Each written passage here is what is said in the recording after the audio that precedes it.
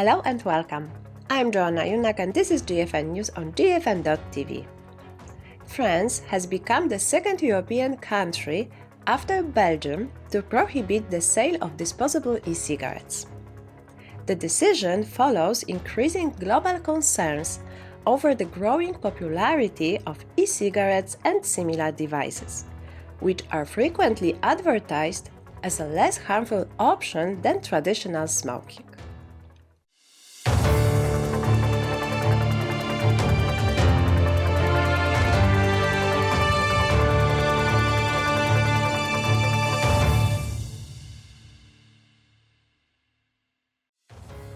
Claude Bamberger, president of the French Independent Association of Electronic Cigarette Users, is with us today to provide insights into the situation in the country regarding the ban on nicotine products.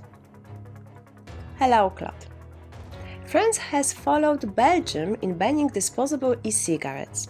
Can you explain the key reasons behind this decision to us?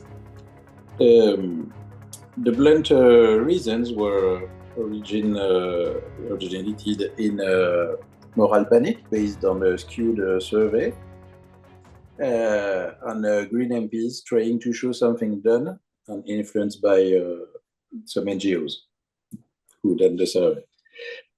Officially, the reasons were environment, but strangely only a fraction of disposable batteries that are the subject of an EU directive. So it's strange not to anticipate the directive for all batteries. I learned that there were far more new batteries every year than I thought, and far more than any disposable vapes market in France. And the second reason was health, which we don't agree on. And besides disposable e-cigarettes, has France decided to ban any other nicotine products?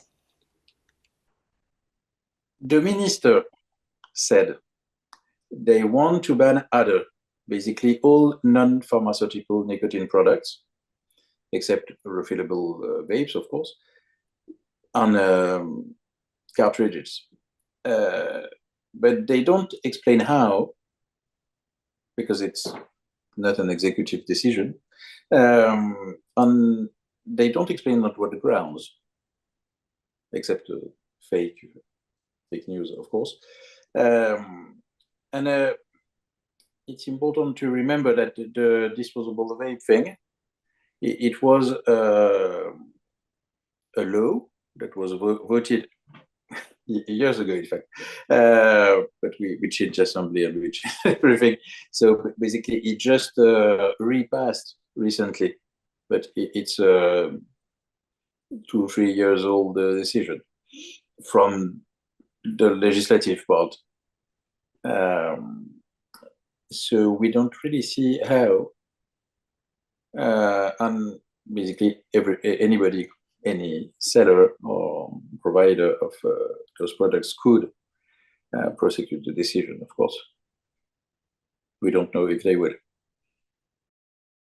You mentioned banning all non-pharmaceutical nicotine products. Does that mean nicotine pouches as well?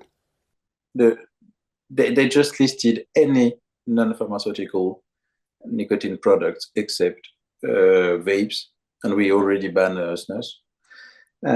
So it's every exit doors to smoking except pharmaceutical ones, knowing that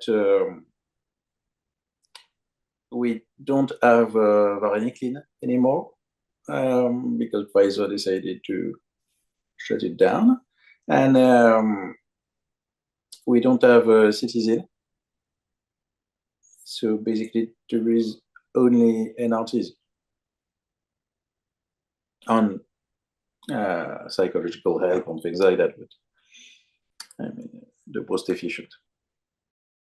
Looking at all these decisions, what do tobacco harm reduction activists think? Do they oppose the bans? We don't oppose strictly to ban because we don't really like disposable vapes for the environmental reasons, but also because they are expensive for people. They are too consider they are too expensive. But we don't agree that it's based on science, because there is no scientific reason, health reasons to ban them. And it's lacking accompanying measures for real users to have options, because you have current users, and I had people quit smoking online, and we see people asking how can I switch to something else. There is no path lined up for them in the society or in the messages from the ministry. So yeah, they are just smokers abandoned. And there are real questions. For example, we have old people that discovered vape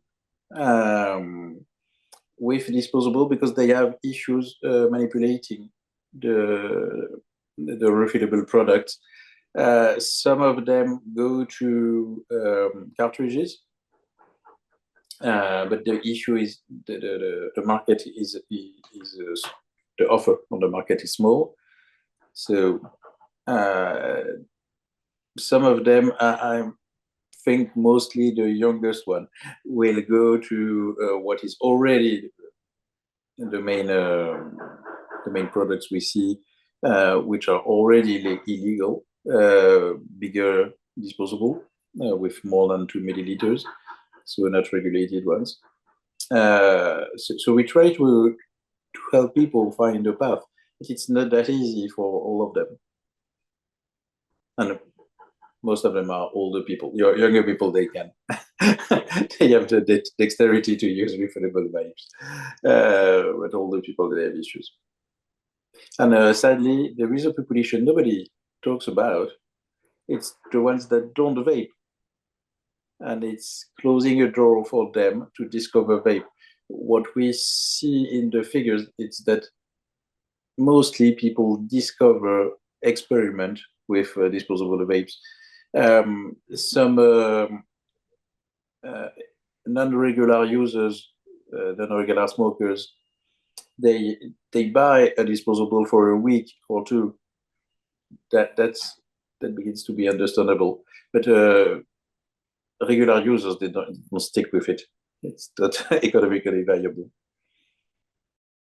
And are there any specific groups of people who could be most affected by this decision? Well, like I said, mostly smokers that have issues with refillable vapes. And we would prefer a better offer in the poor market with more choices, better taste, less expensive product as well for the people. I was personally surprised by the success of disposable, because that's expensive and that's not very good product.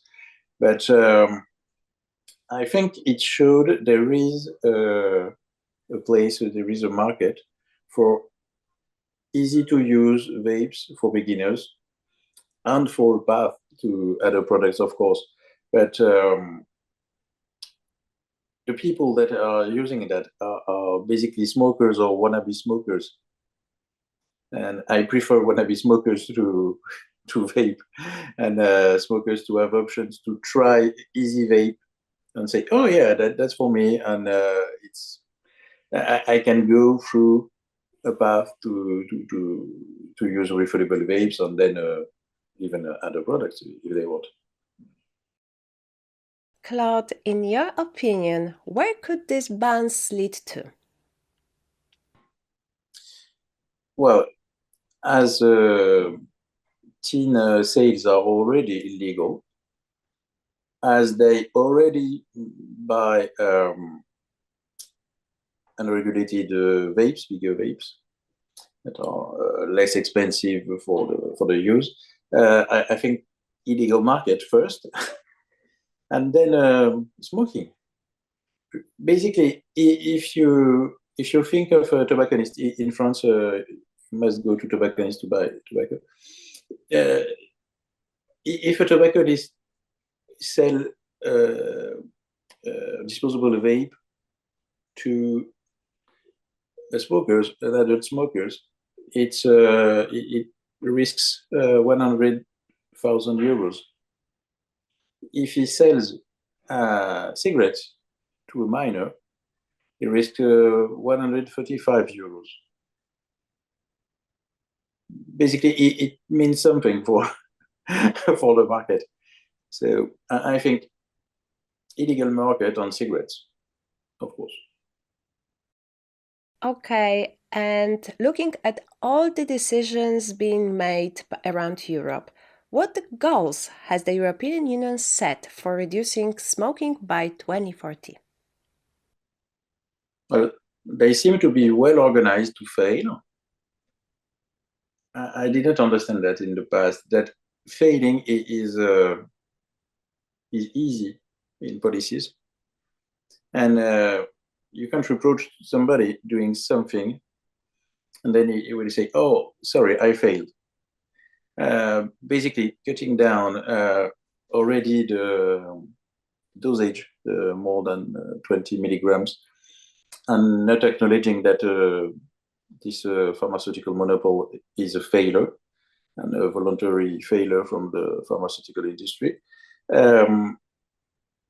They just shut down doors for people to quit smoking or to avoid smoking altogether. I mean, the most difficult thing is quitting smoking. We all know the idea is don't begin. A good way not to begin is to do something else.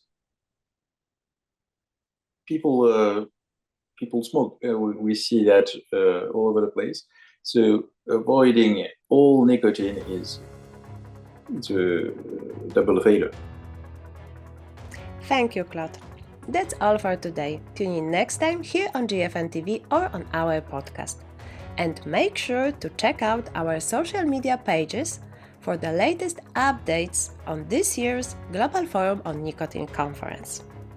Thanks for watching or listening. See you next time.